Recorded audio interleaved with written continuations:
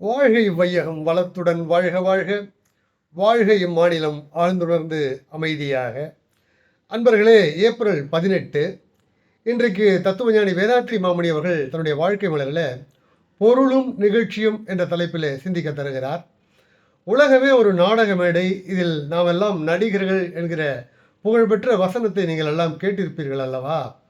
ஆம், தத்துவஞானி வேதாத்ரி மாமணி அவர்கள் சொல்கிறார், நாம் மட்டுமல்ல, இந்த உலகத்திலே பார்க்கிற அத்துணை பொருள்களும் நடனமாடி கொண்டிருக்கின்றன, கொத்தாக கூட்டாக, அவ்வளவுதான்.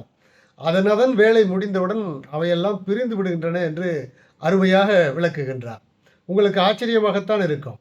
ஒரு மாம்பழத்தை எடுங்கள், அல்லது ஒரு ரோஜா பூவை எடுங்கள். அது கொத்தாக உங்களுக்கு ஒரு பொருளாக காட்சியளிக்கிறது. அதனை தீயிலிட்டு பாருங்கள். அடுத்த வினாடி அவைகள் கூட்டாக இருந்த அணுக்கள் எல்லாம் பிரிந்து மறைந்து விடுகின்றன. அந்த நடனம் முடிந்து விடுகின்றது என்பதனாலே எல்லாம் இங்கே பார்க்கிற எல்லாமே பொருள் அல்ல, அவை எல்லாம் நிகழ்ச்சிகள் தான் என்று தத்துவஞானி வேதாத்ரி மாமணி அவர்கள் மிக அற்புதமாக குறிப்பிடுகிறார்கள். அதனையே அற்புதமாக வள்ளுவர் தன்னுடைய திருக்குறளிலே அருளுண்மை அதிகாரத்தில் சொல்வார், பொருள் அல்லவற்றை பொருள் என்று உணரும் மருளானாம் மானா பிறப்பு என்று சொல்லுகிறார்.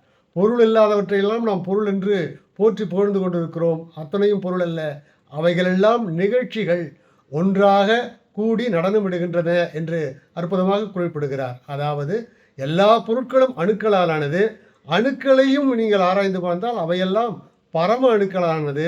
பரம அணுக்கள் எல்லாம் இதிலிருந்து வந்ததென்றால் டஸ்ட் பார்ட்டிக்கல் என்று இப்பொழுது அழைக்கிறார்கள் அல்லவா, இறைத்துகள் என்று அதனை கூட அழைக்கிறார்கள்.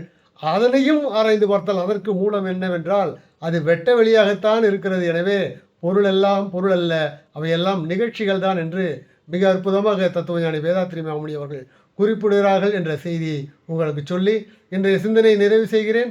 வாழ்க வளமுடன். மகிழ்ச்சி.